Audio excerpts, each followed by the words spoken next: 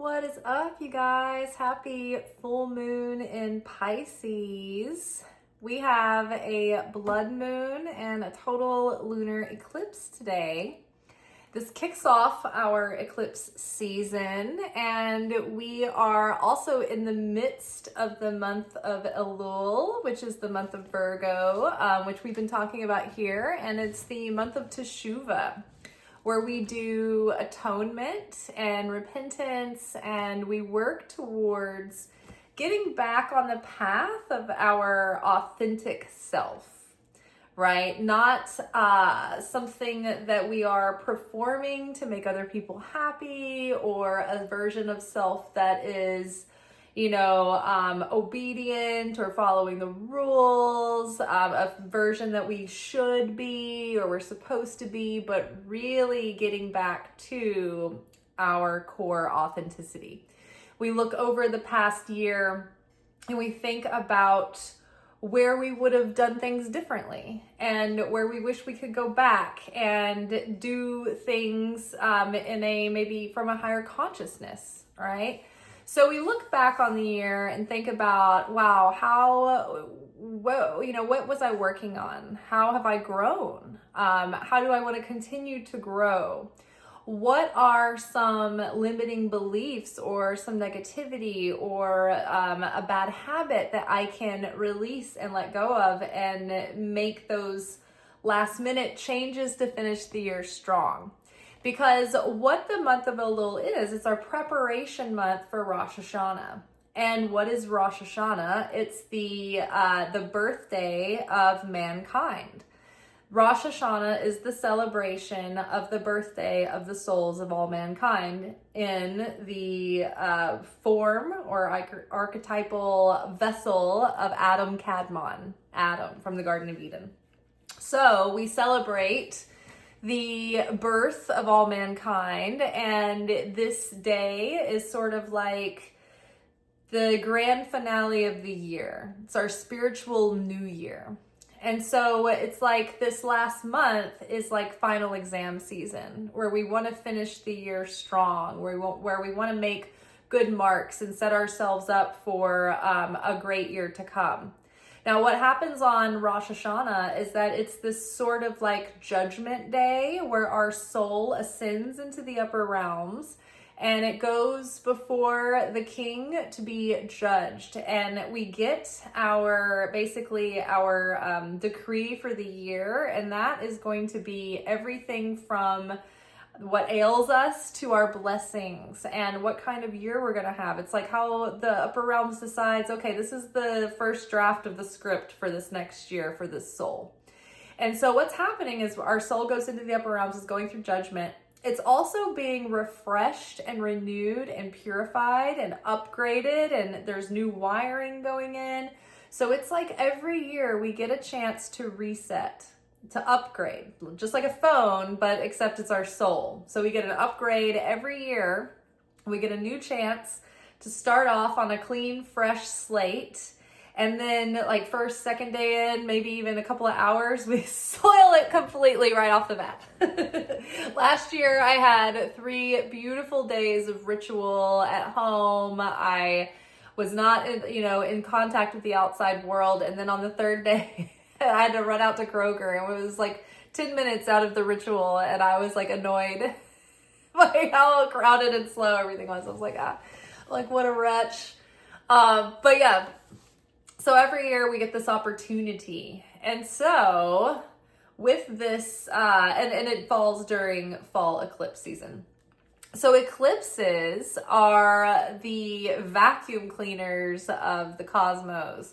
They're sort of like spiritual hurricane season, and the winds come and the rains come and they blow everything that's not nailed down, and anything that's not permanent, anything that's doesn't have long-term value or security in your life. If it's not helping you grow, like the universe is trying to shake it loose from your grip during eclipse season.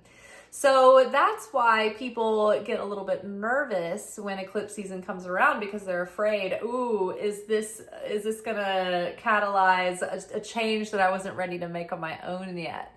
Is there going to be an unexpected event that happens that pulls the rug out from under me, kind of thing?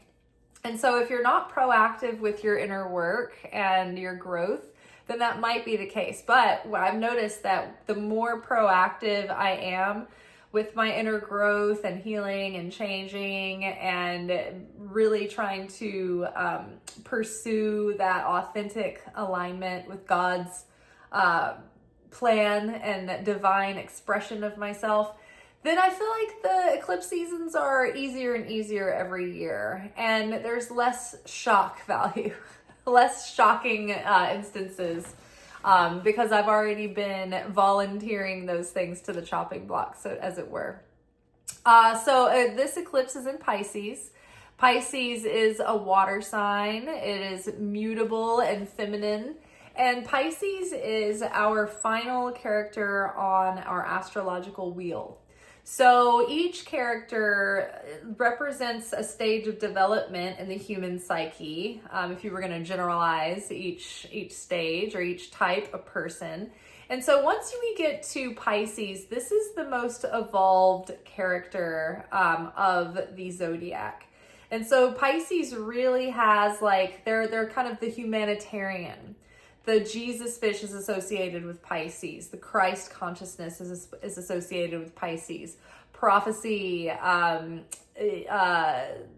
holy men, women, like people who are into like a shaman, you know, like shamanism, spirituality, people who are like deep philosophers, and they have a lot of compassion for others.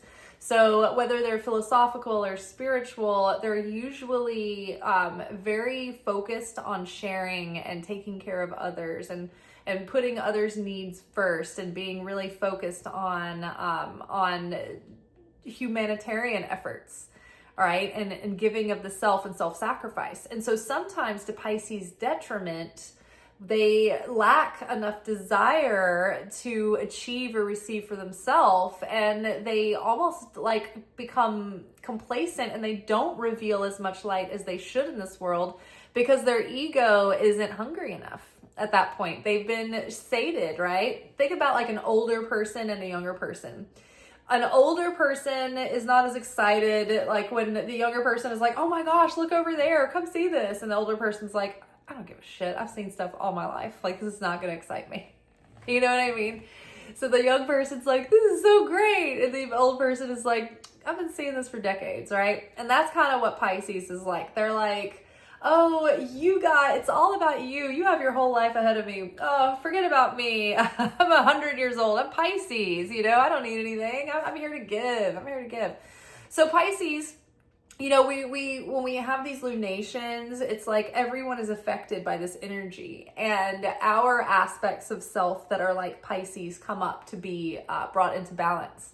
And so maybe there's areas where we're having like insight and revelation as to where we could be more in service to others, right? I know myself recently, I've just been looking on and all of the challenges that the world has right now and all of the different ways people are suffering. And I'm just like, oh, I wish that I had more coming through so I had more to share, right? And I think we get to a turning point where our sharing becomes less about, oh, I'm obligated to tithe, like I'm scared of what will happen or else, like I guess it's really good because tithe brings blessing. And then, you know, I'm nervous to tithe this week. I spent a lot of money. And you get past a turning point where then it's like you see that there's such a need in the world that you're not sweating the tithing or the giving anymore, that you just wish you had more so that you could spread yourself out and make more of a difference, right?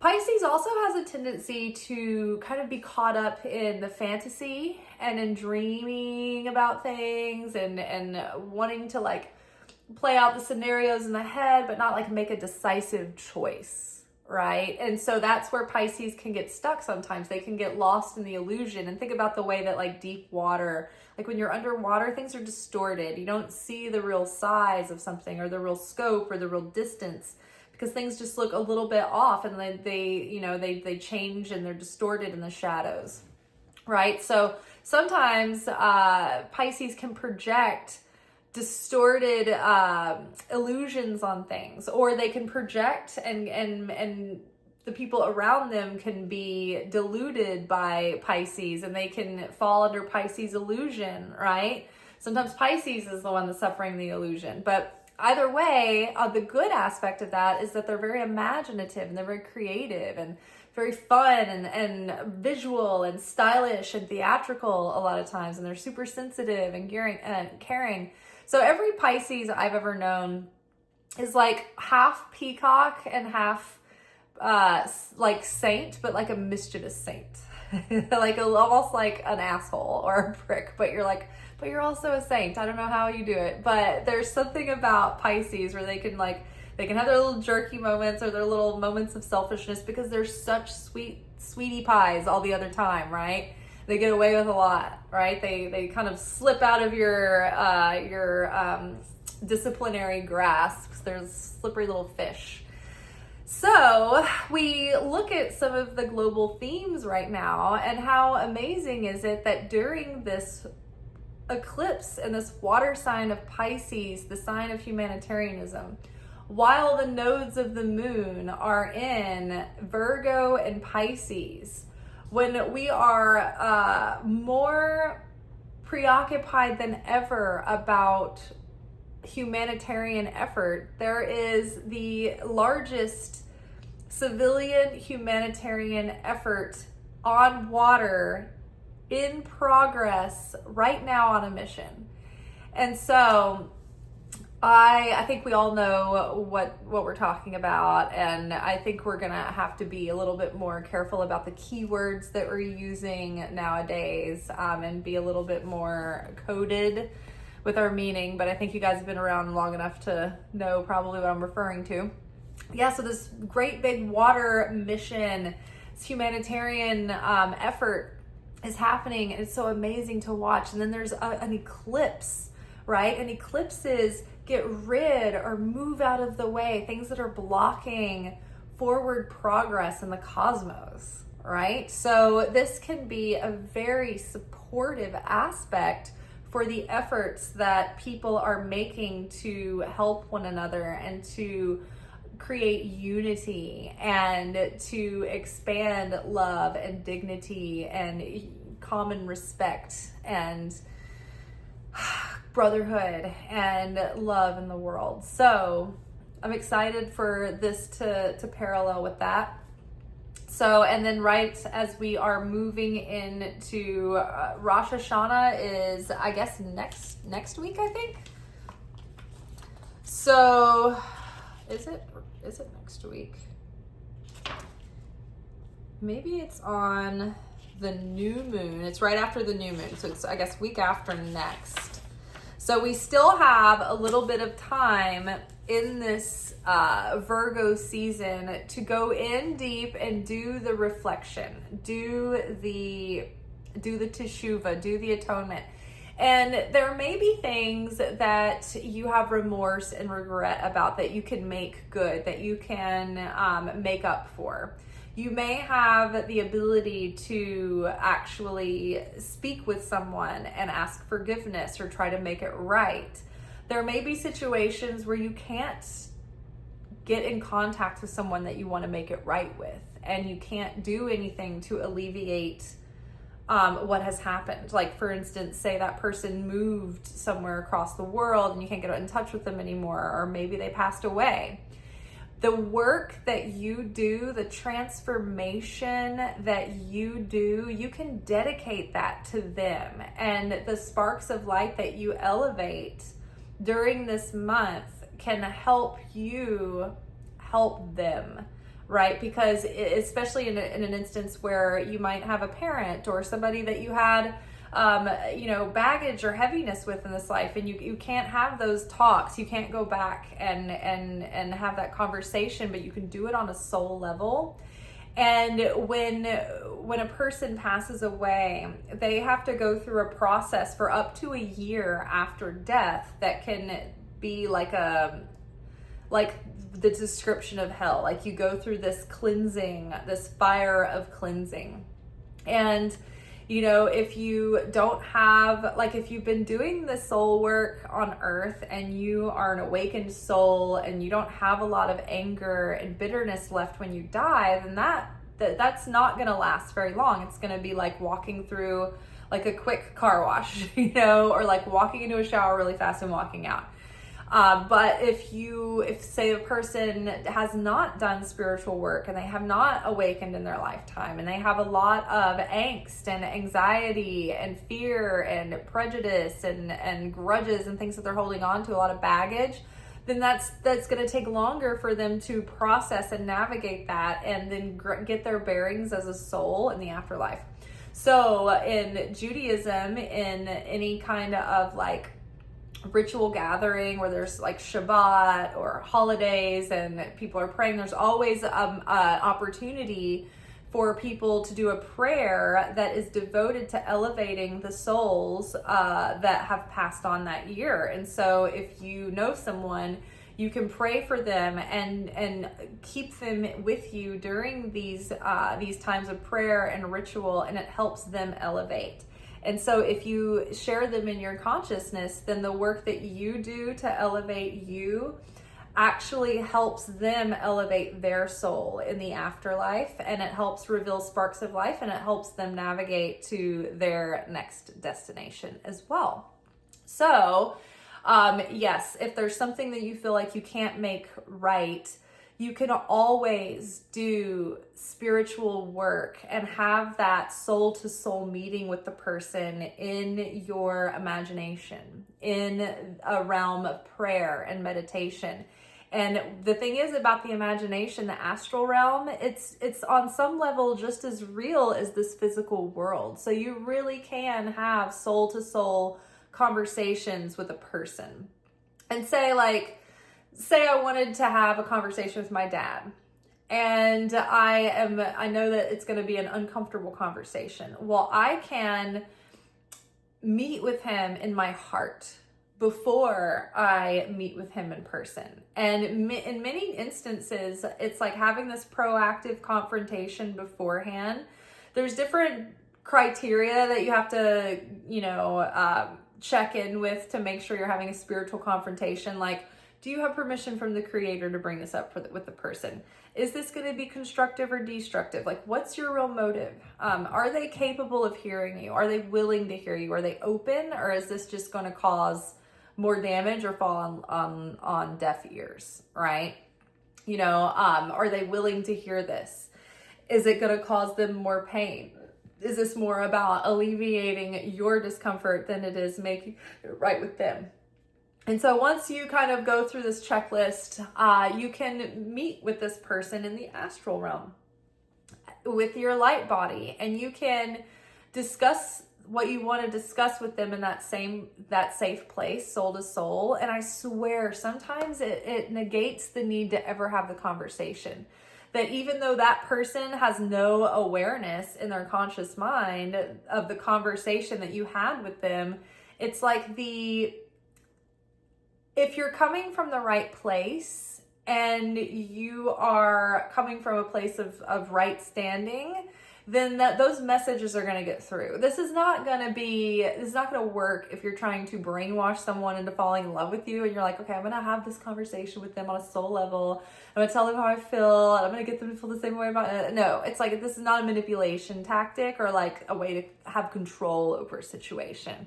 But if you're truly sincere, their spirit, their soul can meet you there. And so on a subconscious level, the information, the conversation has spoken to them unbeknownst to their conscious mind, right? And so it could be they think that they're having this idea of looking at things differently, and seeing a new, perspective. Right? They think it's just coming from the inside of them, but really it's happening on a spiritual level, like in the upper realms or in the deeper intrinsic realms. Let's see, what else do I want to talk about? Pisces is back in Capricorn. or Capricorn.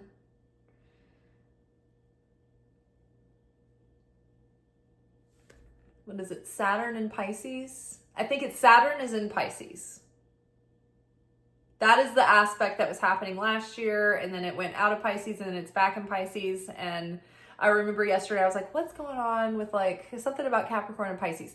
So Saturn is back in Pisces, and it's retrograding back into Pisces until it goes direct in February.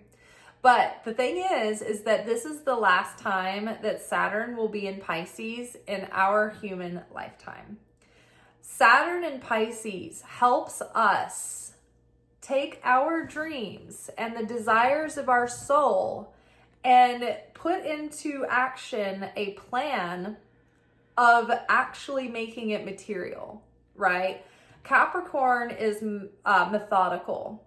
They are pragmatic. They know how to take action and get something done. They're very good at building a system and then taking action and following through and being consistent and being disciplined. And it's like their little basic, simple it like gets it done. So many of the other signs, myself majorly included, overcomplicate things. We overimagine, research and and sometimes it's just like, can you just do the thing? Like I wish I could just like do a thing. Like what is it like to be a person that can just take your dry cleaning? So or make an appointment. I don't know, like I can't function in this way. But like Capricorn, easy for Capricorn, right?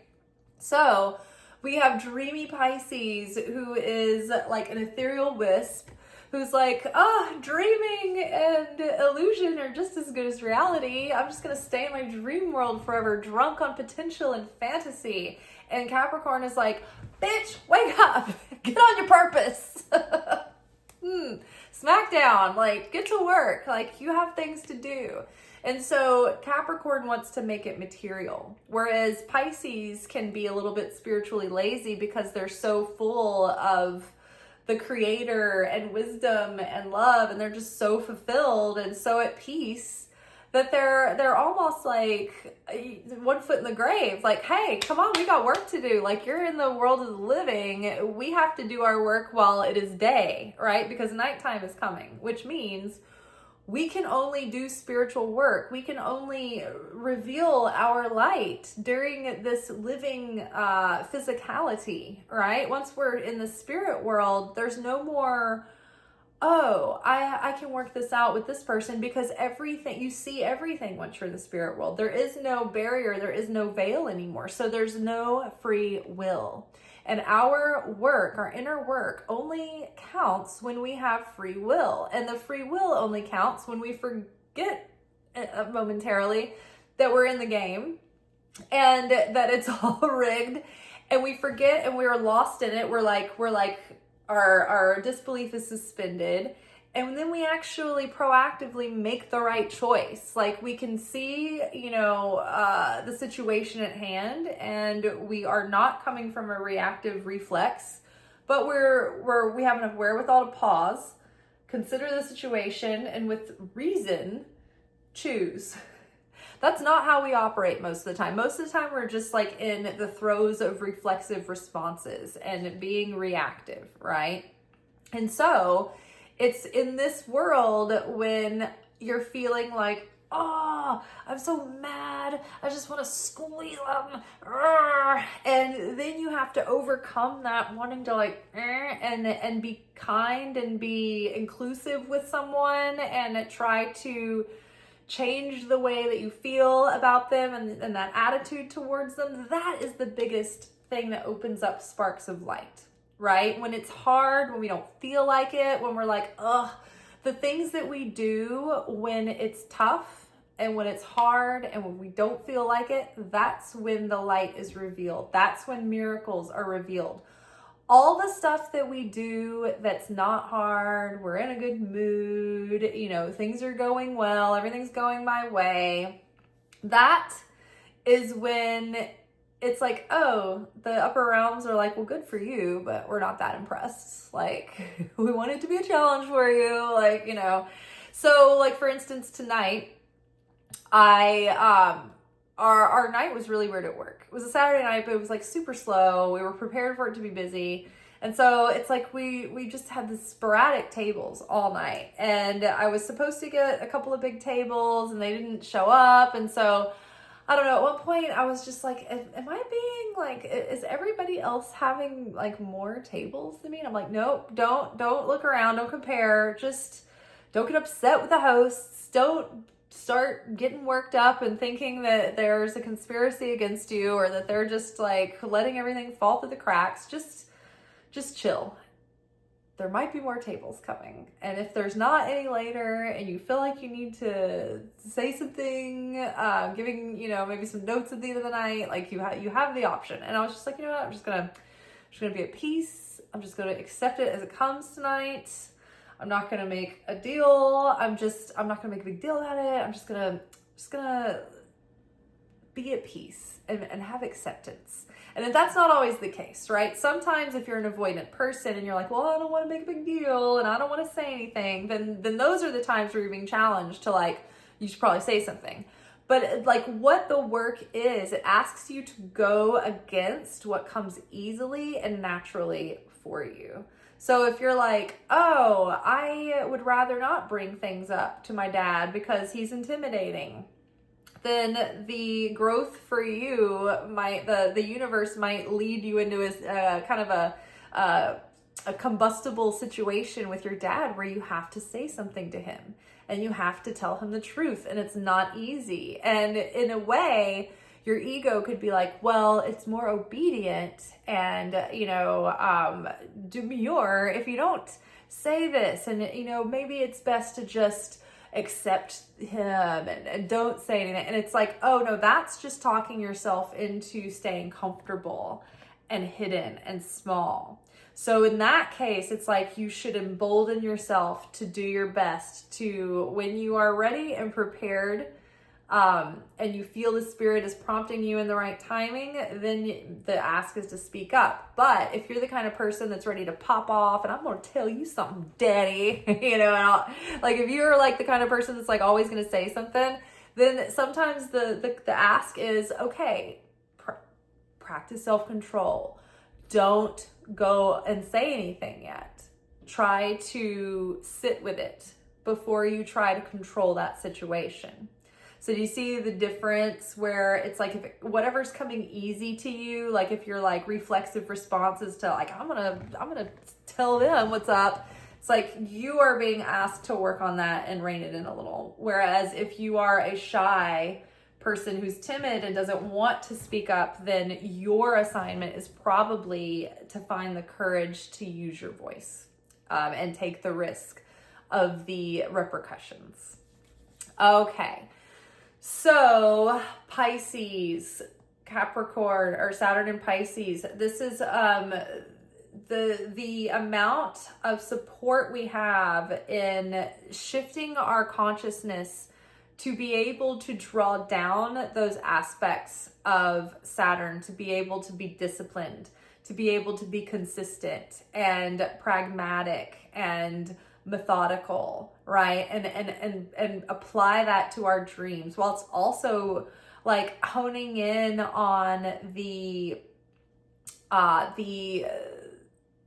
magnitude of the creativity and dreaminess of Pisces, right? So it's like our creativity is deepened, our empathy and our intuition is deepened, but as well as our ability to actually get out of the water and get onto dry land and take grounded action. All right. So we are doing our spiritual work, not just for the benefits, but for the sake of goodness, for the sake of perfecting the soul and revealing more of the light of the Creator in this world. We're trying to become a greater vessel of sharing rather than receiving for the self alone. So remember the example I gave about tithing. It's like in one level of consciousness, I might think, oh, I want to make more money. I want to make more money. I need to make more money. There's so many things I need. I have expenses. But then once I started tithing, I was like, wow, I need to make more money so that I have enough money and I can tithe. And then it's like I've transcended from that, or I'm transitioning out of that mindset to the mindset of, wow, if I made more money, I would have more money available to tithe, to help people that need it, to make a difference, to make an impact in the world. And you know, it's not just about, oh, if I had more money, I would be able to be more comfortable and less stressed, and I would have more luxury. But thinking instead, oh, if I could receive more money, that would be all the more money that I would have to pay forward and to give to others as well. Not just receiving for the self alone, but receiving for the sake of sharing.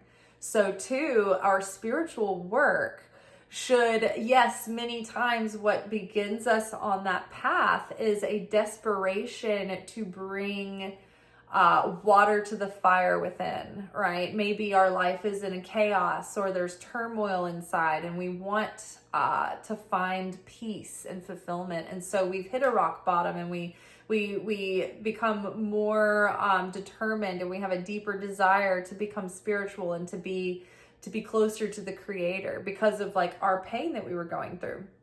But once we start healing and elevating and our consciousness starts to change, we start to realize that we want to do the spiritual work, not just so that we will feel a greater sense of fulfillment, and not just so that blessings come into our life and we're you know, safe from all the scaries in the world, because that's never really true either. But it is so that we can not add more negativity to the pile. I want to do the spiritual work so that I'm not adding like darkness and negativity to the world. I want to leave this world a better place than I found it.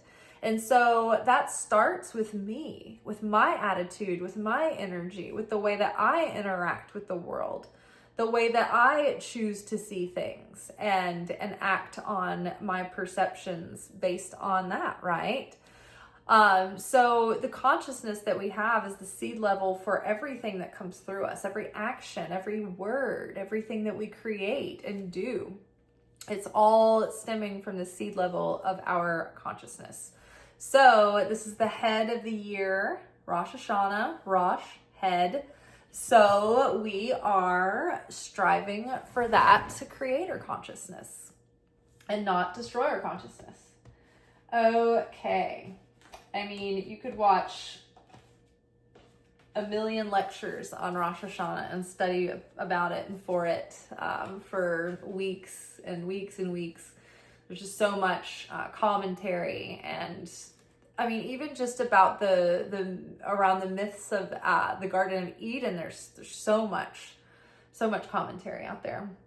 So many layers of the sixth day of the creation and all of it. There's you could talk all day and all night and for weeks about it. So, all right, let's get into the reading. So we're going to do a Celtic cross with my straightforward oracle here. And our first card out is going to represent us in the context of this moment. Ooh, this is an emotional issue to overcome. Okay. So as we're doing teshuvah, as we're doing that repentance or that atonement, the healing, right? The like tying up soul contracts, right? That are complete, that no longer serve our highest good. You know, letting go of old indoctrination and old belief systems that aren't that we're seeing past. Like another thing that I wanted to say about the full moon lunar eclipse in Pisces is that Pisces, with the illusion, the full moon reveals things, especially eclipses. They bring things that have been concealed out into revelation. And so with this new revelation, it's like people are having like awakenings and they're seeing things so much different. Even down to how we understand how the Bible talks about how we should support Israel and not going against Israel, and how people have been struggling with their understanding of that in the last couple of years with the war going on and not knowing how to navigate this complex issue because of the religious implications and not quite understanding the scripture because people are reading it, understanding it at a surface level, and they're not understanding that they're only looking at the clothing of the Torah. They're not looking at the soul of the Torah. And so we're not talking about the nation state of Israel, which is like a 50-year-old country.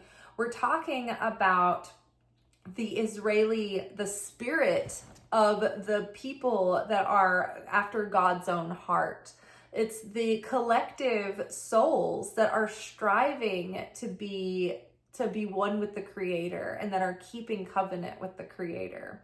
And so it is not about having to blindly endorse a political agenda that can change depending on the individual who's in the political office of leadership at the time. It's not a monolith, right? So just because there's one flawed individual or a group of flawed individuals, that doesn't mean that the whole of Christendom has to get behind them and back them up, right? That's not really what that means. Or at least I don't believe that that's what that means. Because I'm not seeing, when the Bible talks about the nation of Israel, to me, it's not like a literal statement.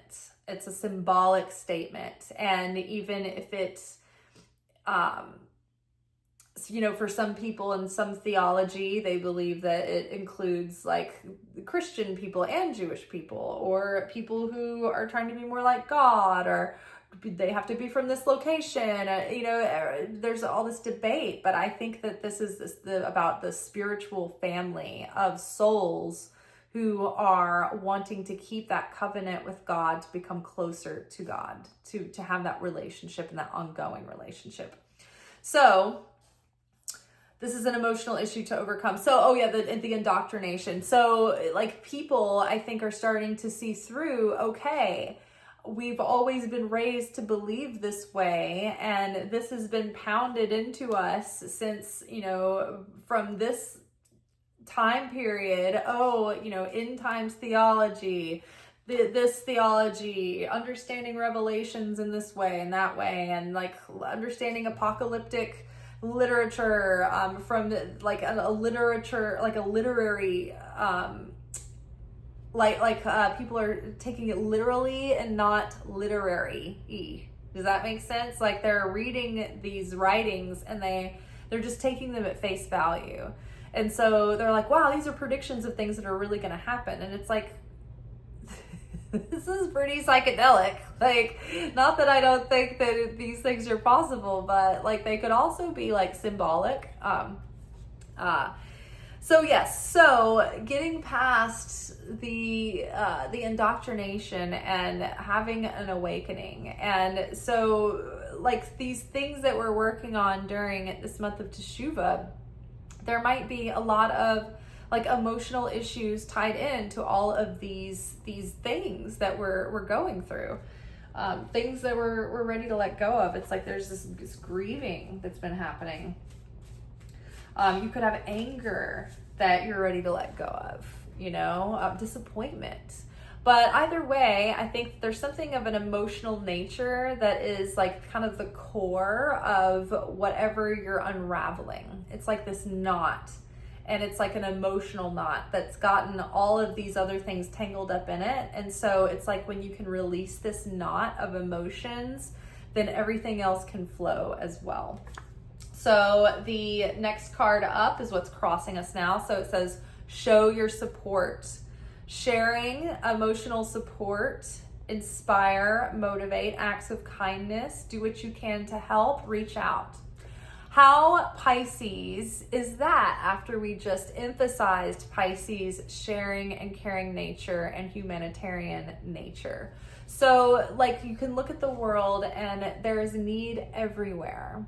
And everyone who is able-bodied and able-mind and you don't have to be able-bodied, and you can have able mind or an able body or an able wallet. We all have strengths and weaknesses, and we all have things that we're capable of sharing and throwing in the pile to help the world right now. So where your heart is tugging you and the issues that really like hit close to home for you or hit your heart deeply and move you. You know, show up and start helping in these ways, doing acts of charity, doing acts of sharing. You know, faith without acts is dead. Meaning that if you go around giving people your well wishes and saying, oh, God bless you, I'll pray for you, hopefully something good comes your way, it's like maybe you were the good that was supposed to come their way. Because angels, like God and angels, work through people, right? If someone, like when you're saying like, gosh, I hope it works out for you, like you might be the thing that can help it work out for them, right?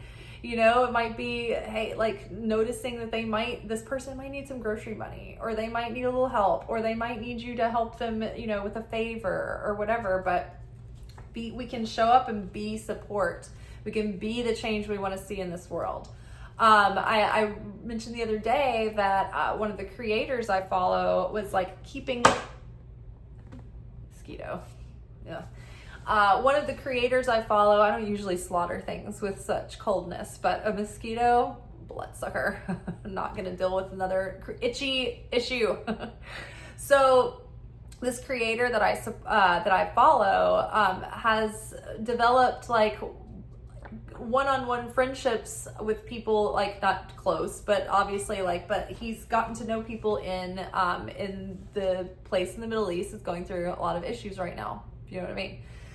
And so these people were under evacuation orders and they didn't have enough money to move. And so they're stuck in this area that's under absolute direct and imminent threat. And so you try to give to like these big organizations and this aid, but that's only helping like specific groups of people in specific areas, and the aid is very dangerous to get to. It's basically booby trapped.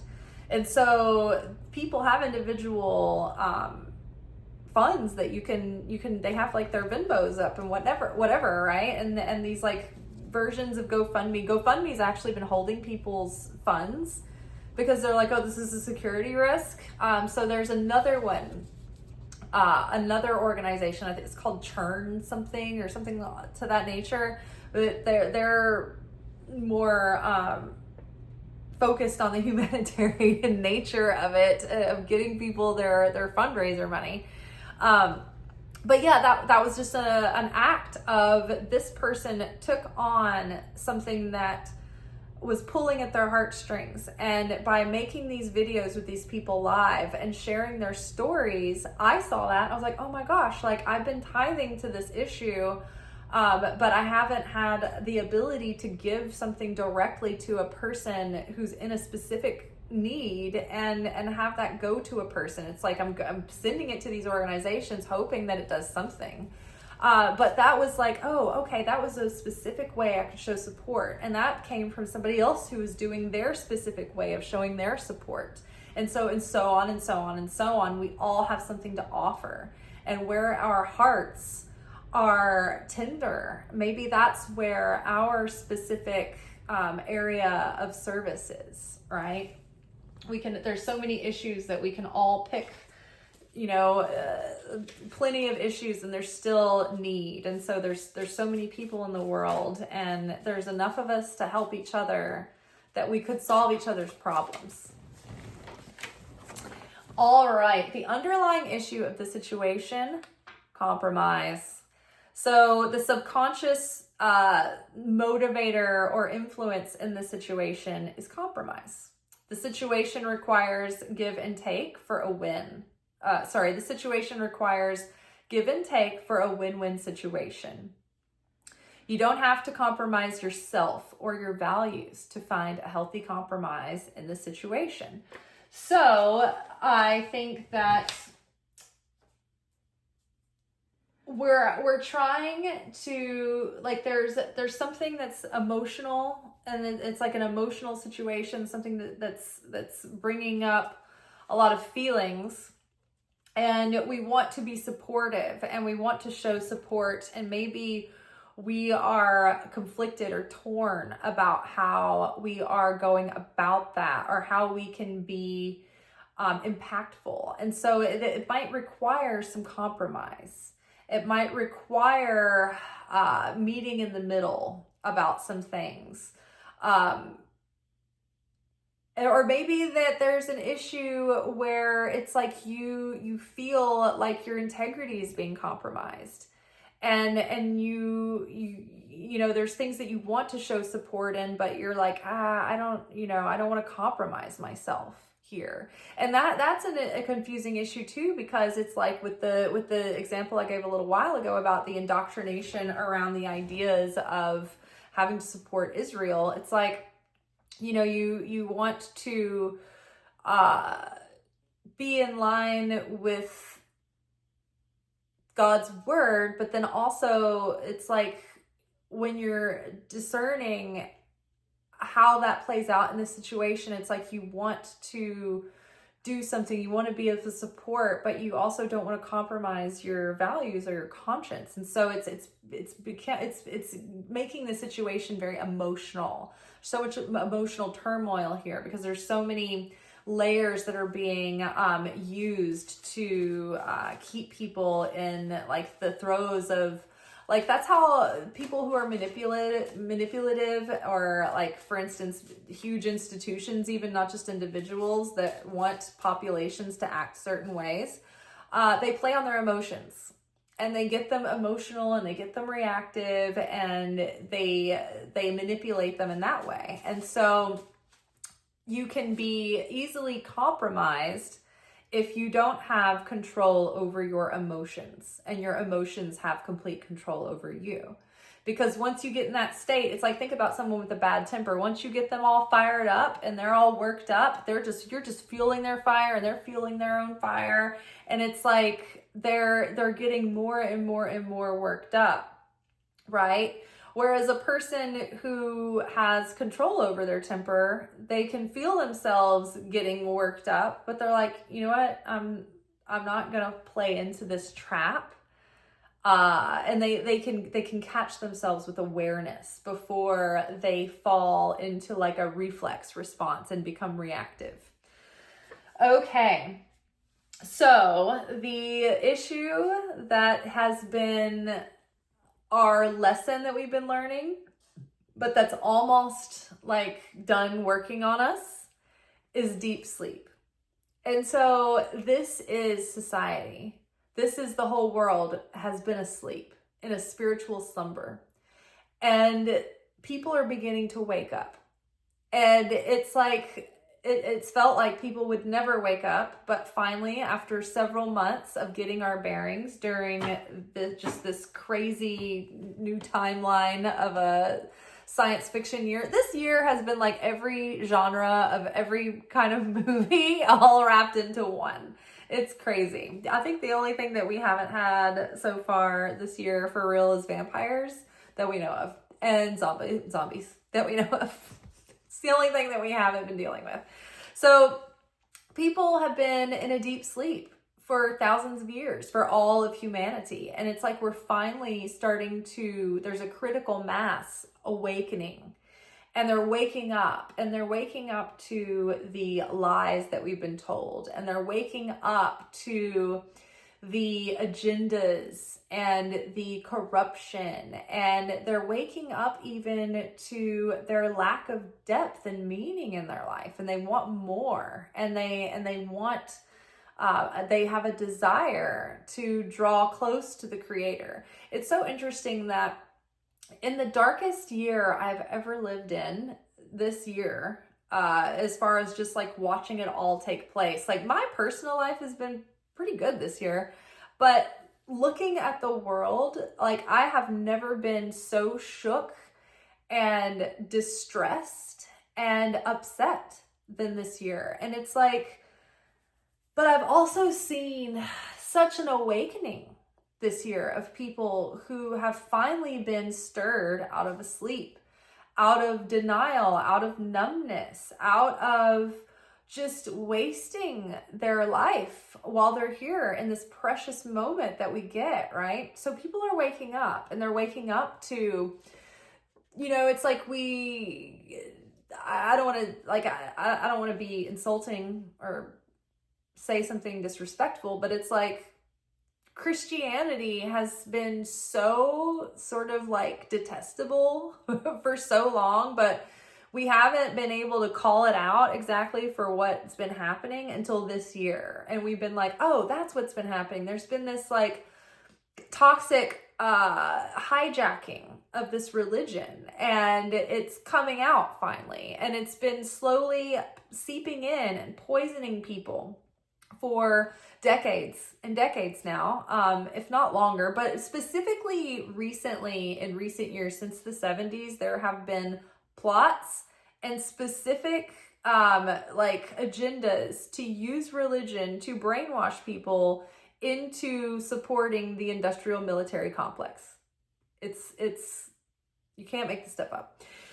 So we're finally waking up, and I think a lot of people were very secular and they weren't feeling very inspired to be religious because they had this bad taste in their mouth from these evangelical extremists who were obsessed with the end times.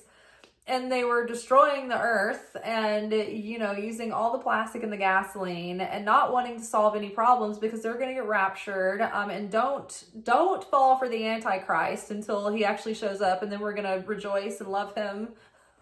It's like, what am I seeing? Is this really what's playing out? So it's like people are finally waking up, and so we've shined the light on this group of people who are distorting the Bible, and they've completely abandoned Jesus's real message. Well, this year, I've never seen people be more on fire about like getting serious and real about what was Jesus's real message. Excuse me, we've all been sleeping on this amazing individual, and it's like, people like even like in the secular corners are like, wow, actually, now that we go back and reread this and we get all that douchery out of the way, this is actually really amazing. And we're glad that we've revisited this. And people have gotten into Bible studies and they've gotten a deeper interest. It's actually awakened a desire in people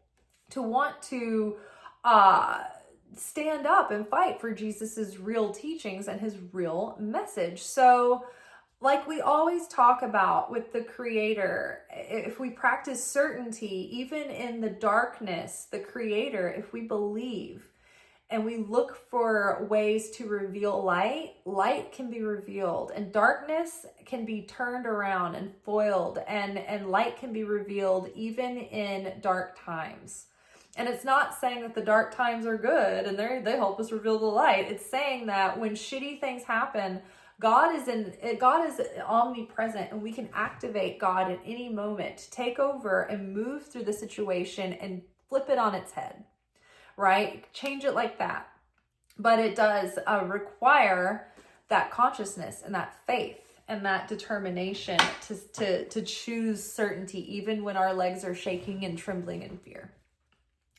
Certainty, and it's not that you know for sure what's going to happen or that you're going to get the outcome that you want, but certainty is knowing that God has a plan and you will not be forsaken, and that the light can be revealed in any situation. And even in situations of trial and tribulation, those can be the times that reveal the most precious treasures to us of our lives. Okay, so people are waking up. The deep sleep is behind us. Like the wake up call, the big alarm has been going off. And there are some that keep pressing snooze, but for the most part, people are beginning to wake up and smell the coffee. Wake up and smell the chaos. Okay. Let's see. What is crowning us in this moment? What has potential? Your limiting beliefs are the issue here. So I love watching The Chosen. I rewatch it all the time, and I always feel like there's something poignant every night. I'll watch an episode, and there's always something really poignant from that episode that speaks to me specifically about something I'm going through or have gone through that day, or I've thought about that day or in that time period. And so last night, Jesus was trying to explain to his disciples that if you look at that mountain and you have the pure faith the size of a mustard seed, it doesn't matter how much faith you have. If it's pure faith, there's no doubt in it, then your tiny little minuscule drop of pure faith can move that mountain. If you tell that mountain, get up and go into the ocean, it will do it. It will obey you. And it's like that. It's like all it takes is a little seed of doubt to get in and defile and to ruin what was pure and powerful and potent, right? And so it's like that, choosing that certainty, right? In the midst of darkness, in the midst of times where we don't have the answer. Like, for instance, the water mission that's on the way to help the people. They are suffering many threats, whether it's just nature navigating the sea to get where they're going, whether it is from like violent threats from outer forces, but they are so determined that they will not be intimidated and that good will triumph over evil, that they're not even letting fear creep in. They've trained themselves out of it. They're stone cold methodical. And no matter how big the threats are and how real those threats can be, they're going for it. And this is the greatest example of courage and certainty I've ever seen. And I don't even know that these people are religious. They're probably secular.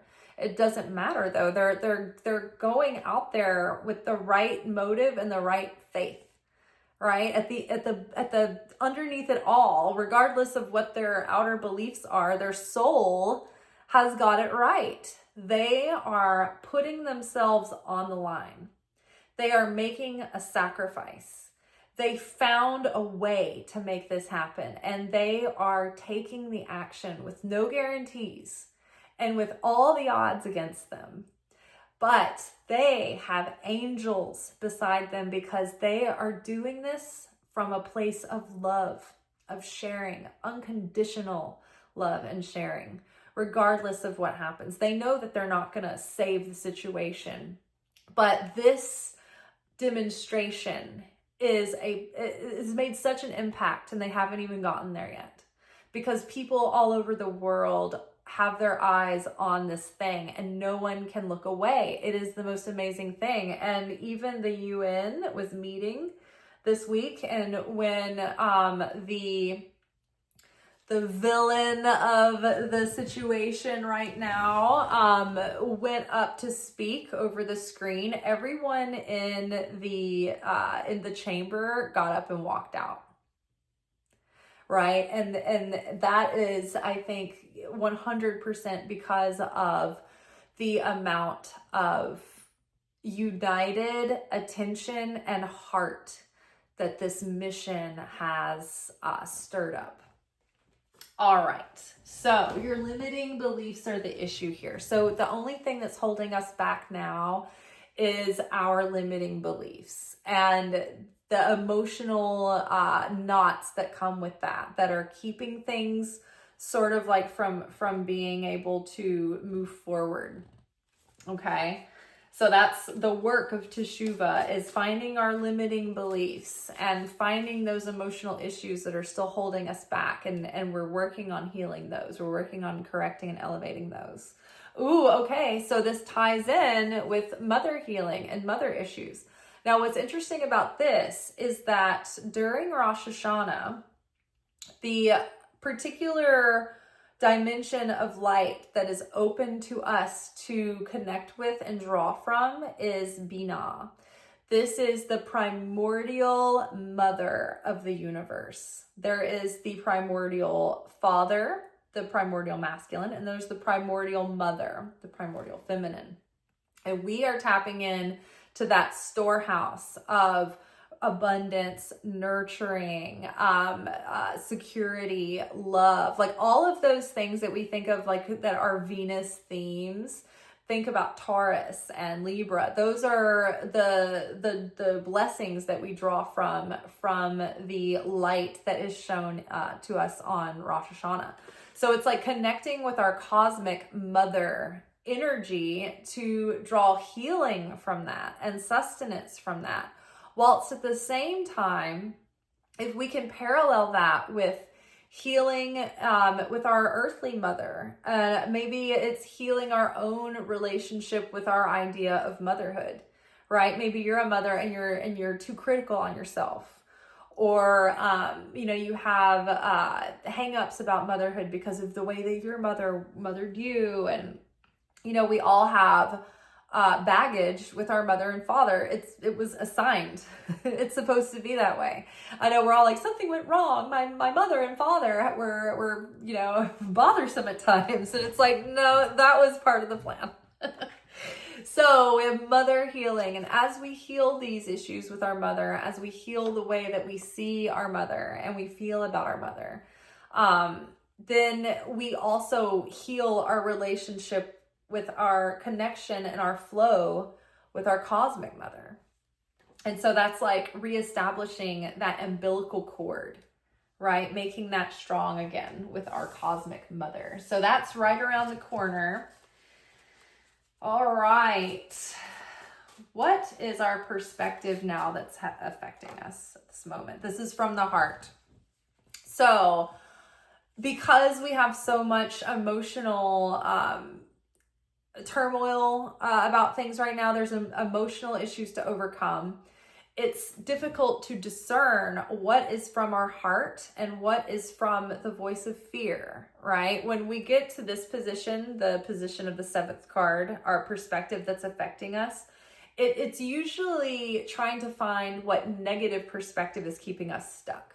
And so if it's a positive card, it usually means that we might have a hard time trusting in that positive message. And so this tells me, okay, we are having a hard time trusting our heart because we don't feel confident in our ability to discern from what is the voice of illusion and the ego and what is truly the voice of our higher self and our spirit speaking to us through our heart.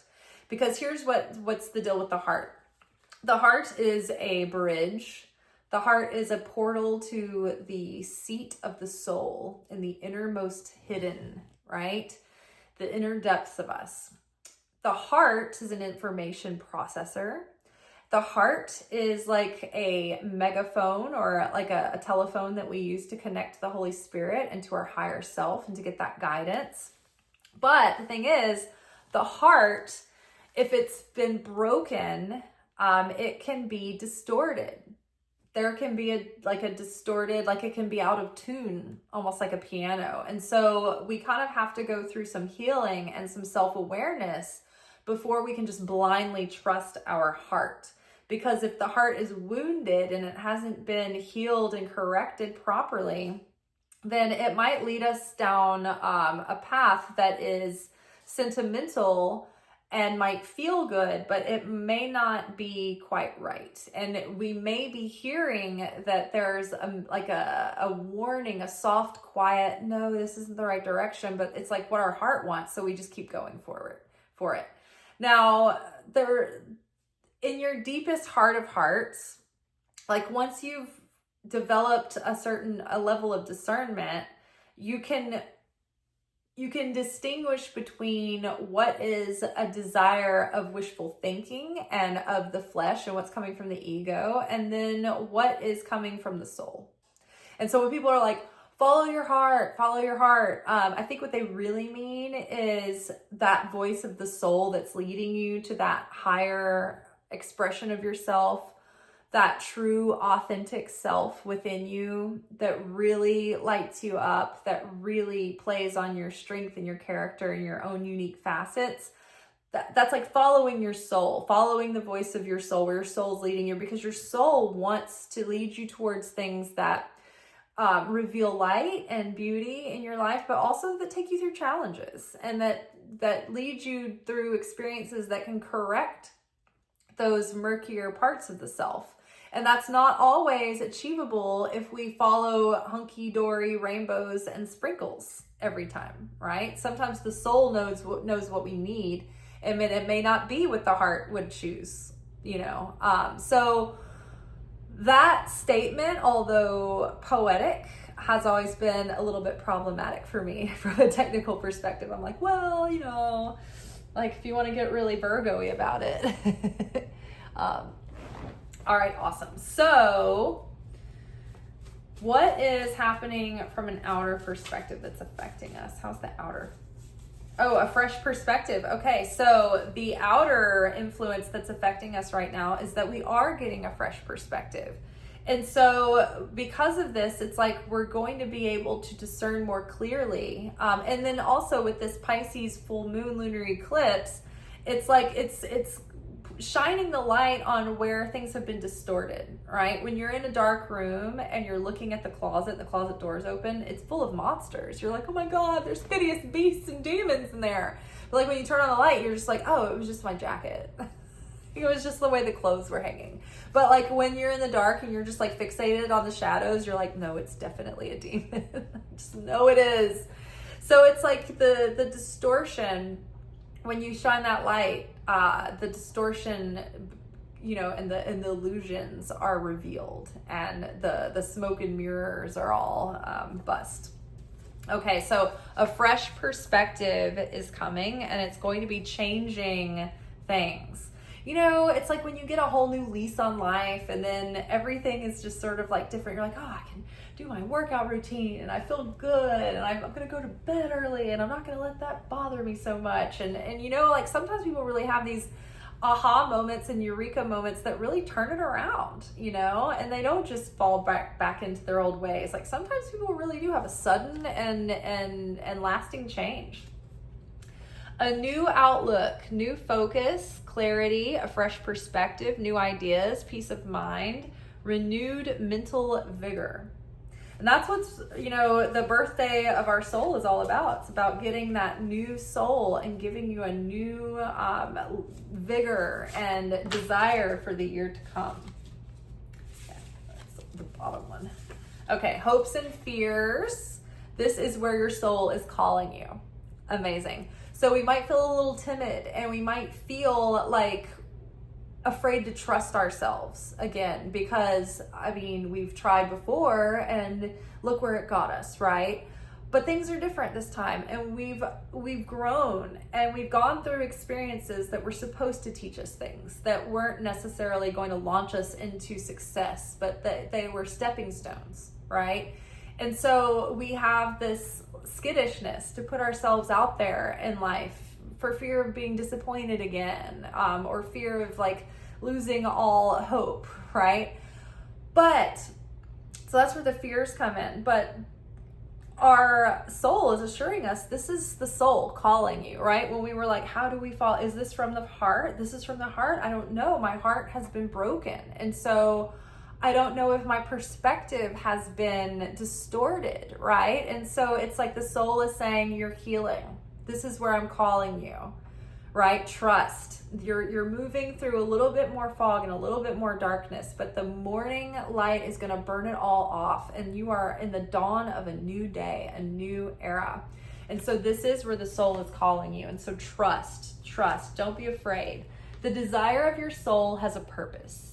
You are being called toward an experience that can serve to elevate your soul in some way. Whether pleasant or not, you are meant to experience this for your soul's healing and expansion.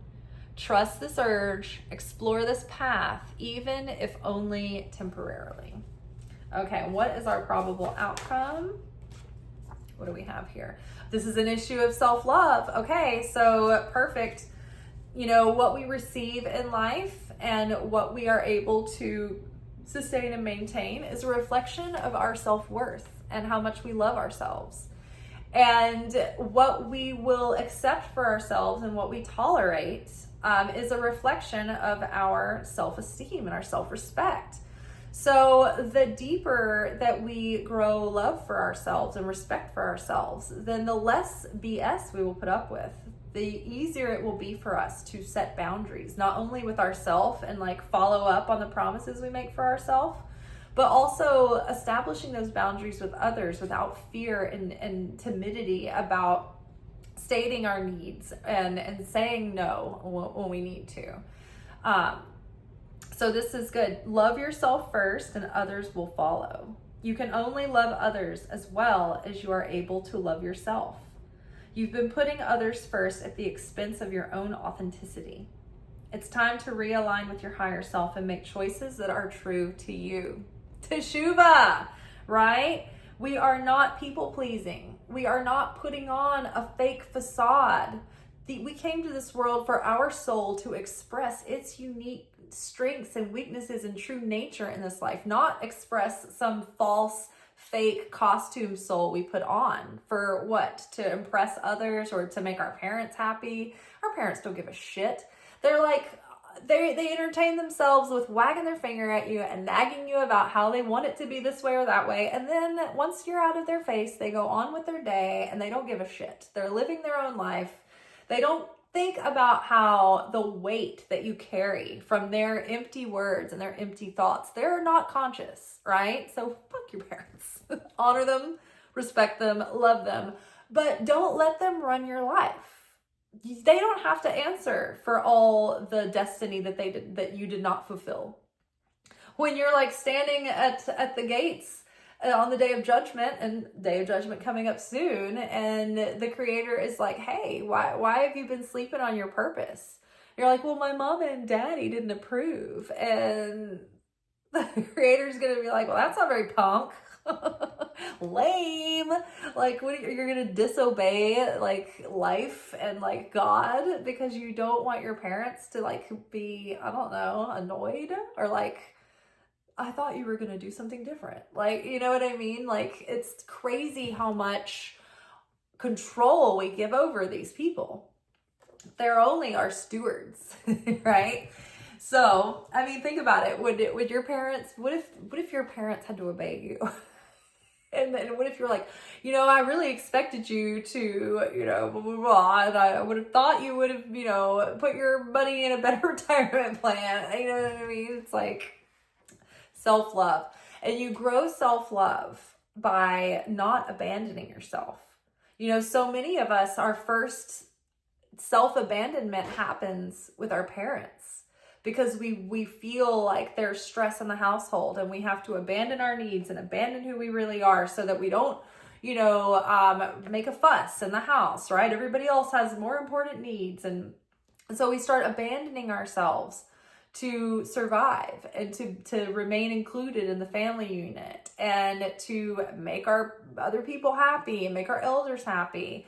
And it's like we get further and further from ourselves, and then we have no self-love because we don't know who that person is. So in order to have self-love, we have to stop abandoning ourselves. We have to make it a point to develop an intimate relationship and an understanding of ourselves with ourselves. And through establishing that, it teaches other people vibrationally how to relate with you. But when you have, like, self-worth also comes from when, say, you want to do something and you have a dream and then you follow up and you actually make an effort and you invest in yourself and you're consistent and you keep promises to yourself. Right? If you're like, I'm not going to call that guy again. I'm never going to drunk text him again. I don't know why I do that to myself. And you keep doing it, keep doing it, you keep doing it. It damages your self-worth. It damages your self-esteem. But when you can say something like that and you're like, I know this isn't good for me. I'm not going to do it anymore. And then you can keep that promise to yourself. You start feeling so much respect for yourself. And you start feeling so much love for yourself. And you start seeing your worth. And you don't need someone else outside of you to tell you your worth. Because you have invested in yourself. You care about yourself. You love yourself. You respect the effort that you've made. And it doesn't matter if anybody else does or not. Like, great if they do, but like, you have that core confidence and strength in yourself now because you have made the effort to love yourself and to show up for yourself. And you can't, that can only come from that. You can't wait for somebody outside of you to do it and then, oh, that makes me better now, I'm okay. Because as soon as that person takes that attention or that love away, you're up shit creek again, right? The only entity in addition to yourself that can help you love yourself more is a relationship with God, with the Holy Spirit, with Jesus. So self-love is the outcome, and I think that the more we deepen that self-love, then the more expanded our blessings will be. Think about this. We are a vessel for receiving the light of the Creator. Our vessel is as big as our self-worth allows it to be. So I can receive as much as my self-worth allows. If I have small self-worth, then I can't receive a lot. I have a small vessel. You know, have you ever met those people who are like, oh, I don't need your help. Like, you don't have to help me. No, oh, I'm so sorry. And they're always like apologizing and they act like they're in the way all the time and they don't want to be a bother and they don't want to, it's like, it comes from a low self-worth. I can't receive. Don't help me. Don't give to me. Oh no, they can have it. I don't deserve. I don't get a portion. Just give my portion to them, right? That constant self-deprecating is an example of low self-worth. So if I have a big vessel and I can receive a lot, I have self-worth, I feel deserving. And so if you're gonna like help me, like, yeah, come on, I'll take the help. Like if you want to give me a gift or give me a compliment, like, hey, bring it. Like, I love it. I can receive. Now, the size of our vessel is determined by our self-worth. The strength of our vessel, the ability to contain the blessing once it's in there, is dependent on our faith, right? Because what if you were putting like what if you had a very fragile container, right? Like there was this video I saw the other day where this woman in this other country, she had a plastic grocery bag and that she filled it with water, and she was like, it was like hoisted over a campfire, and there were like flames like actually burning, like touching this plastic bag, and she's like making a soup in this bag, and I'm like, and the narrator of the video is like, how this bag get busted? Like, how is this happening? It's like that. It's like the container, the faith that was holding that container together, right? It would be like if we had a fragile container, like an eggshell container, and all of a sudden this waterfall was like rushed into this eggshell, it would just break the shell apart, right?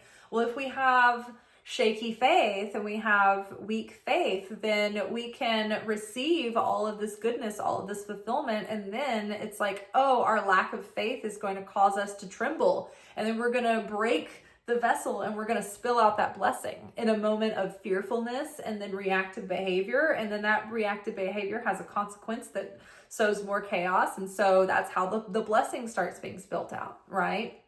So our vessel to receive is the size of our self-worth, and the strength to contain it and sustain it is our faith.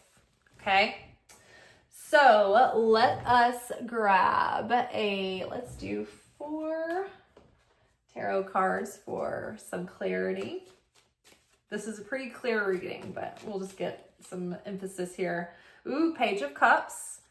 Being sensitive and receptive, and like the Page of Cups is like someone that you want to go to because they're an empath. They're a sensitive, understanding spirit who roots for you and they're excited for you, and then they're sensitive and caring. If you're upset, they give you that compassionate, gentle touch. They're receptive. They can hear, they can listen, they can be open-hearted and spiritually generous towards others, right? Sometimes the Page of Cups is an apology, right? Asking for forgiveness. So if that's something that you need to do during Teshuvah, during the month of atonement, and that's something you feel led to do, that could be indicated in this Page of Cups. Reconciliation. Ooh, 10 of Wands. Breaking this these patterns that are too heavy a burden to carry any longer. Letting go of belief systems that are clunky and aren't true anyway, and they are too heavy a burden to keep carrying around, right? Like the indoctrination of the, extremists, right? It's like you grow up in these environments and it's just all you've ever known. And then you get out in the world and you have some experiences and you meet some new people and you realize that the things that you were taught, the prejudices that you've taken on through, programming and societal programming and whatnot aren't true anymore, right? And so you're like, wow, it's so unpleasant to carry this around. It's like, it's so unpleasant to carry hatred and judgment around when I could carry sympathy and friendship and inclusiveness and joy and celebration. Those are much lighter to carry. So, we're looking at this, what are we carrying around, all our lives, that it's like this baggage, this pride, this stubbornness. What is it that we can let go of, that it's time to let go during this teshuvah? Cast it off and be renewed, be unburdened. Something is ready to be let go of. Ten of Wands. So the Wands cards talk about us overcoming our spiritual patterns and breaking through, right?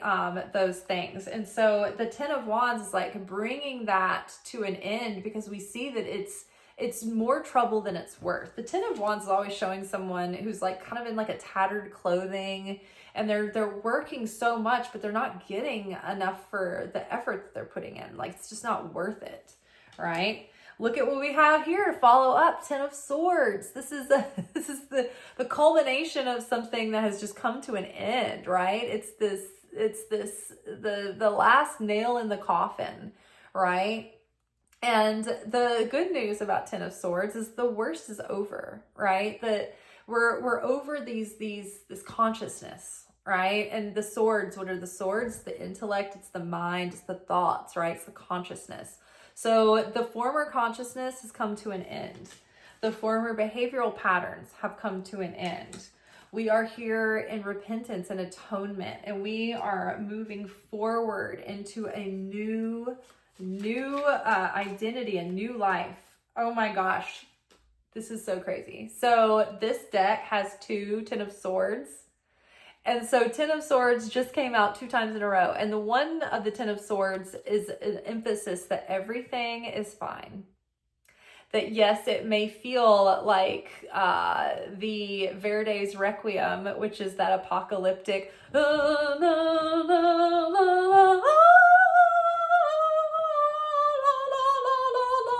guys know what I'm talking about, the opera song? It's like about the apocalypse, literally. It's called Verdi's Requiem. Great piece of music, very intense, very dramatic. Like, you may not recognize it with me singing it now, but if you heard the piece of music, you'd be like, oh yeah, it's pretty close. Wow, so talented. Okay, so everything's fine. Look at how, like, this is just exhausting me. Like, look at all this. Just like, put it down.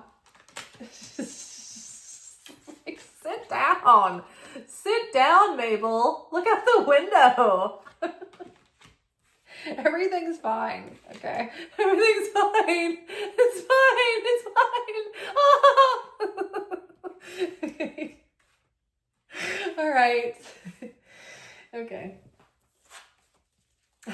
This is like, okay. Now let's grab the Lunation card. The Moonology Oracle. Love it. Ooh, adjustments are required. How teshuvah-y. Yes, we are adjusting, to say the least. You mean adjustments are required? Could you be referring to these? These adjustments? Work on this? You've got your work cut out for you. Wow. Lots of things coming to a completion here. Plenty of soul contracts to wrap up. Love this. Adjustments are required. So polite. Yeah. Third quarter moon. Yes. Looking at the world right now. Just, I'm going to fill out a comment card for the state of the world and particularly our country at the moment. I would say that, if I'm going to be honest, adjustments are required. Thank you. A lovely day to you. Okay, let's grab a card from the Angel Wisdom Tarot. Okay, I'm feeling that one. Ooh, what do we have here? Ace of Pentacles. Love it. And then this one I was feeling that one too. And this is Queen of Pentacles. I love it. Starting off with planting good seeds, and then it's like seeds brought into fruition big time. Excuse me. A windfall of abundance, wise counsel, or good fortune, an exciting career opportunity, a lucrative contract, significant purchases like a home or vehicle. And then our Queen of Pentacles, you know, this is that warm earth mother type who's super nurturing, but is also established in like abundance and security. She's good at like taking action and doing what needs to be done, but she's not totally methodical. She's got a lot of heart and warmth, and she's a nurturer. Oh my gosh, like the dimension of Binah, which is the one that we're going to be connecting to through Rosh Hashana, which is going to be shining that primordial mother energy down on us with sustenance, love, blessing, health, abundance, all the beautiful things that mothers, especially the Queen of Pentacles, is like the most earth mothery of the queens. I would say she's the most nurturing. She's the most fertile and physical, and homey and comforting. She can cook a hell of a stew and throw a really great holiday party and still have like the dishes done and like the laundry's done, and she knows how to like do the insurance things and like make an appointment. Like the Queen of Pentacles can go to the dry cleaner and then pick up the clothes from the dry cleaner. I've had like a pile of clothing that I've been meaning to like go get altered and dry cleaned for maybe 2 decades now. Like I've just accepted that I will never go to the dry cleaner. Like it's just not part of my life. Okay. Where are we at? Where are we at in this life? Okay. Let's grab a few cards in regards to our manifestation. Now we know that during eclipse season, till the end of the month, it's not going to be a great time to like go out and start new things. But in regards to what we've got on our plate, what kind of energy and focus is going to help us during these this next couple of weeks during eclipse season? Well, we have divine magic, so extra magical energy surrounds your situation right now. Expect miracles. Now that is very true. Rosh Hashana, the high holidays, are a time that are very miraculous. But it is like what effort we give will be expanded, right? So it does take our participation, but what we give God during this time, and what we give of ourselves, what we sacrifice, I think will end up yielding beauty in the long run. So there's nothing to fear. Friendship, make a date for a play day with one or more friends. So play and laughter. We were just talking about this in my Kabbalah class, and I was sleepy when I was listening to this class, so I need to go back and re-listen to it.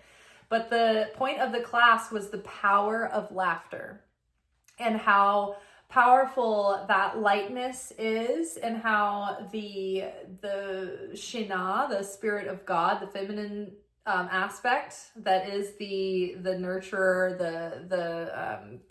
the bringer of abundance and all of that, the blessing bringer. It can't be in heavy, sad, sorrowful, dark, fearful places. It needs joy and it needs lightness. And so that's what it shares affinity with. And so the more light we are, the more light we can bring into a situation. The ability to laugh implies that you have trust in the creator and that you are not burdened with absolute frozen in fear, right? That you trust and that you're surrendered and that you can release. And it's just this moment when you're laughing, it's like you're totally present in that moment. And laughter is just so powerful and it's so healing, but it really does shift the energy of a situation. Like there was a story, I can't remember the exact example, but it was like, there was a story that was told about a rabbi, and I don't know, it might be like a parable, but it was like, I remember having a lot of hangups about the story because it was like, this guy runs into the house and he's like, quick, somebody's drowning in the pond. Like we've got to do something about this. And the rabbi inside, instead of saying something like really serious, he made a joke. And it was like the people ran outside and they went to go help the person drowning, which my thing was like, why would you run inside and tell everybody someone's drowning instead of just like helping the person drowning? So then anyway, in the story, the person goes back out and it, like, as it turns out, like the person has been saved and no thanks to the person who ran away. But they attribute it to the fact that the laughter was not done in insensitivity. The laughter was done to reveal light in that moment because it shifted the energy and revealed a miracle. But it does imply trust and surrender in the creator. So having a play day or a day that you spend with friends, it's like you can reflect together. And it's like if they're your spiritual running buddy, you can give one another perspective and find, how it's like when you set your intention to bring in like the answer to a question and you're praying about it, you're meditating about it, and you're like, I'm going to go on this really long walk, I'm going to sit here in meditation and the answer is going to come to me. And it's like the answer never comes to you in that moment, but it comes to you a few hours later when you get lost in doing the laundry, or when you are like having fun doing something else, and then all of a sudden like the idea comes to you when you're not hanging on to it, when you're not attached, it'll just present. And so going out on a play date with friends, it does demonstrate that trust the creator, that you're not doing it all on your own, but also that it's giving you a lightness and space for ideas and insights and revelation to come through. Set your sights higher, increase your standards, and expect more for yourself. Don't settle.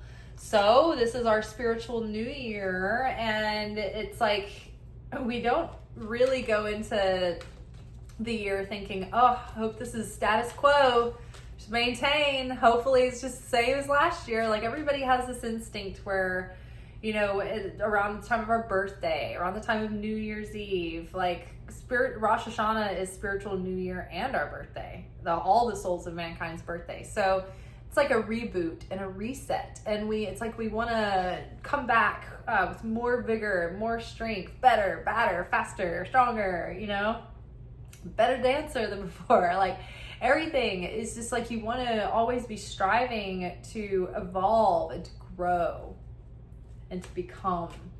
But yes, so next level, we're moving into this new chapter of our life. And so there's this next level of ourself being revealed that we've never met before. And that this new self is starting to blossom, and we're starting to see it in its materialized form. We're starting to see this new self emerge little by little. And before we know it, months from now, we'll look back and we'll think, oh my gosh, so I've grown so much, I've changed so much, but we don't see it, we don't feel it always in the moment. But in a way that I feel like it's almost noticeable right now in some ways. So let yourself receive. Allow others to give you loving care. Receive without guilt or apologies. So remember the conversation we had about self-worth. Your self-worth will determine the size of the vessel. How much am I able to receive? How much will I let myself receive? How much, like you can be afraid of receiving because you're like, oh great, is this person going to use this against me if I allow them to give to me? You know, like I've been on all kinds of, I've been entangled in all kinds of baggage to do with being able to receive. And now I'm getting to where it's easier for me to, but I can understand where people are coming from and many reasons why they would have a difficulty receiving. Okay, now our romantic lives. What's gonna help us there? Let's see. Ooh, healing codependency. Okay, this is great. So we're looking at our self-love, we're looking at our self-worth, we're able to set stronger boundaries, right? Which helps us heal from codependency. Codependency can have many forms, but in a basic way to explain it, codependency is like having these roles that we fall into in our interrelational dynamics with others. Like, for instance, it might be that with your parent, you're always the savior and you're always like helping the parent and listening to the parent, and you're parenting the parent and they're the child. And so they make you feel like emotionally responsible for them. Well, it makes me happy when you do this, doesn't make me happy when you do that, right? That's making a child and then like having a pattern of this from another person growing up and like expecting someone else to be responsible for your emotions. That is enmeshment, right? We are responsible for our own feelings and emotions. Yes, someone's shitty treatment of us can make us feel bad, but that's not the same. That's not the same as saying, I want you to live your life this way because that's what I like and I'm projecting my ideas on you and that makes me more comfortable. That kind of thing. Sometimes the codependent relationship is the savior and the person who needs saving, the savior and the victim, the addict and the enabler, the person who's always the listener, and then the other person is always talking about themselves. And so the other person is always like the counselor, and then the other person is always like the patient getting therapy from the person. You know what I mean? So it's like this role that you like always fall into, but you keep doing it to maintain the status quo or to make sure that you don't lose the relationship. It's like a defense mechanism to prevent someone from abandoning you. Comes from an abandonment wound. And so breaking free of codependency, you recalibrate so that when you're a codependent person, you might have other people's needs on your mind more than your own. And so, you know, you may not be connected with your purpose and your path and the direction of your life because you've always been so influenced by what's important to the person in your life, right? Like, this is the longest I've ever been single, and this is the only time in my life I've ever been single and lived in my own place by myself. And one thing that's been really incredible about that is that I've been able to recalibrate to a degree where I have had no one in my energy field for a few years now that has pulled me off of my path because of what's important to them. Not to say that you shouldn't be a sharing, caring partner, but when you're constantly abandoning yourself, or not even really officially abandoning yourself, but it's like you're always unconsciously prioritizing that person's path, that person's passion, that person's direction, that person's plan for the way that the couple's life is going, right? And you kind of like forget about what you would be focusing on or where you would be putting your effort. And so there's a healthy way to be two interdependent people who come together and who have core compatibility and who are working on a parallel trajectory together, side by side. And then there is, you know, something else that's not healthy. That is, I need you to survive and you need me to survive. And this is dysfunctional, but it works kind of thing. It's like, no more of that. Not doing that anymore. Codependency, boo. Addictions are affecting your romantic life. So there could be addictions that are affecting your romantic life. Like you might have an addiction. It could be a shopping addiction. It could be eating, overeating, impulse, this and that. It could be drugs. It could be alcohol. It could be sex. It could be porn. The addiction itself could be to love. An addiction to love is the worst to break because it's like you need that validation and that excitement from the rush of being in love and having a crush and having that excitement going on, right? That can be very addictive. There's brain chemicals involved, like cortisol and what are some of the other, I can't think of the bonding hormones right now. When you have like, when you're cuddling and you get those,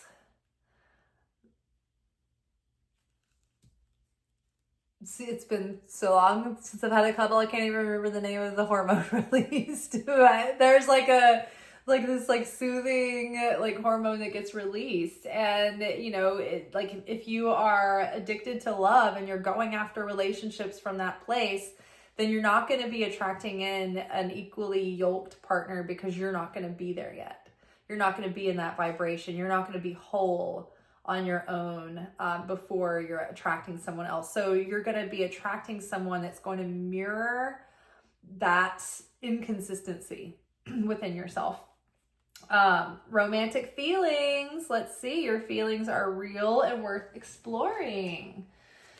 So if you are not, like if you don't have romantic feelings about a specific person right now, a lot of times I like to interpret this card as that your desires and your dreams for a romantic relationship and a romantic partnership are valid. And they're worth exploring. It's worth giving yourself a chance to have that kind of relationship. And so if you've never thought deeply about what kind of partner do I want, what kind of partnership am I going to thrive in? You know, what kind of person do I want in the foxhole with me, doing life with me? What kind of a relationship do I want? You know, what are my values in a relationship? What are my relationship goals, right? And the more I am clear about this, the better chance I have at identifying someone who shares those values and goals in common with me. Not just, I think you're cute, we hit it off initially, this is exciting because you're novel and you're giving me some attention, so I'm going to try to make this work. That's what a lot of people do. You're just unconsciously trying to like make it work with people just because they've entered into your life, they're attractive, they're interested. Okay, well, I guess this is it. It's like it takes some training in relationship intelligence and relational intelligence to realize, oh, you know, you can have chemistry with someone, you can like someone, you can be attracted to someone, you can still pass on them because they're not long-term compatible. They don't share your relationship goals. They don't share your ultimate values, you know.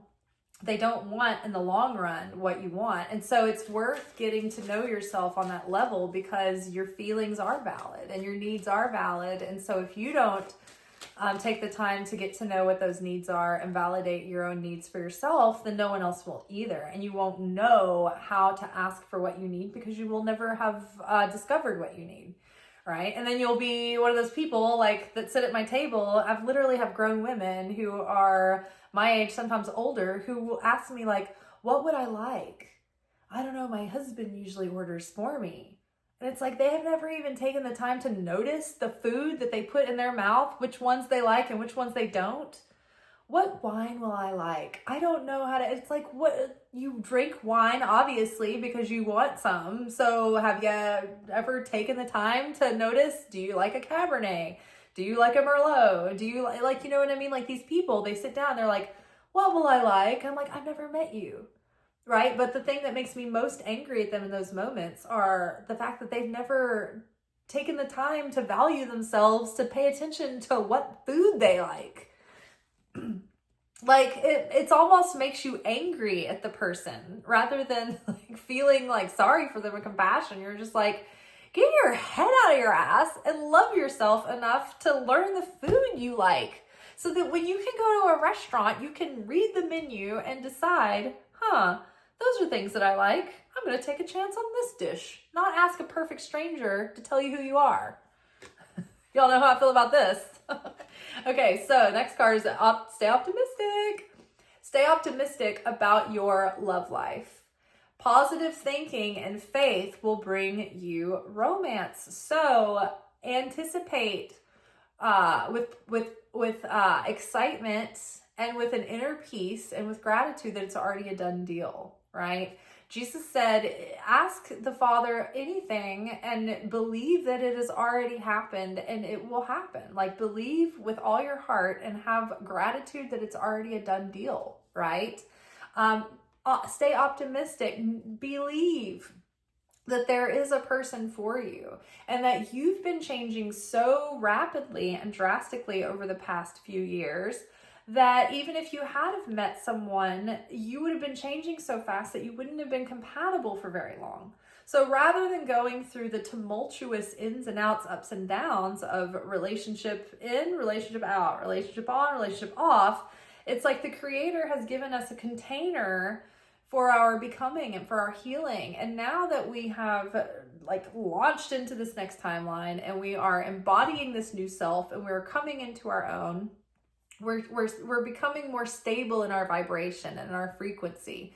And so now we can put out a clear signal, a sustained signal for the universe to send us something that's going to match.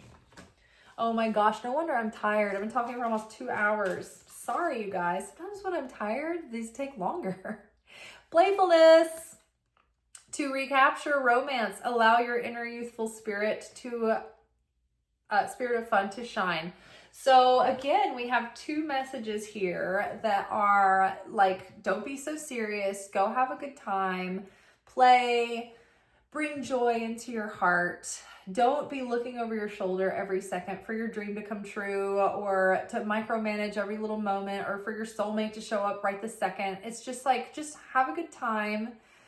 Be lost in the process. Nothing new can start over the next couple of weeks anyway. So enjoy the rest of the month, enjoy the high holidays, and just get lost in the beauty of the fall coming in and doing the inner work and getting clarity and finding your footing. And things are going to start shifting and turning and burning pretty soon. I can feel it. I can feel good things are coming. I can feel big breakthroughs and big changes on the horizon.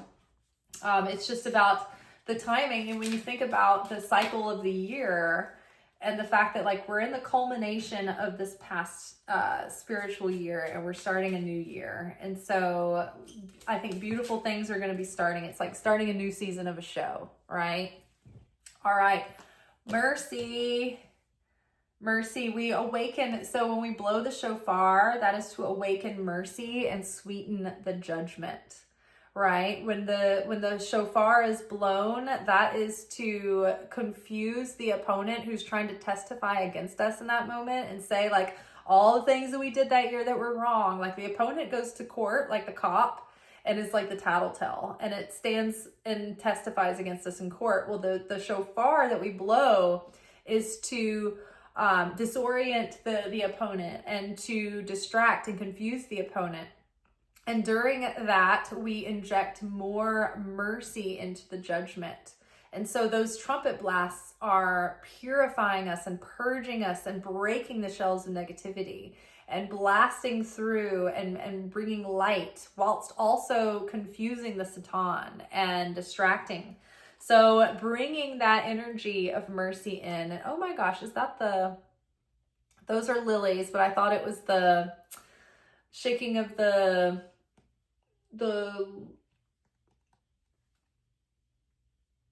it's during Sukkot, we shake I can't remember the word. There is a bunch of like It's like a branch with some leaves and a citrus fruit. We shake it like a sword. And it's called, I'm blanking. But it's all about injecting mercy. This whole holiday is about injecting mercy into the judgment. And so the more mercy that we show others, the more we will be shown. Judge not, lest ye be judged. The same is true for mercy. When we show compassion and mercy to others, that compassion and mercy is also given back. I am kind and thoughtful towards others and myself. And then last but not least, let's get some loving words from Jesus. See, this card here is standing out. What do we have? Ooh, what things soever you desire when you pray, believe that you receive them and you shall have them.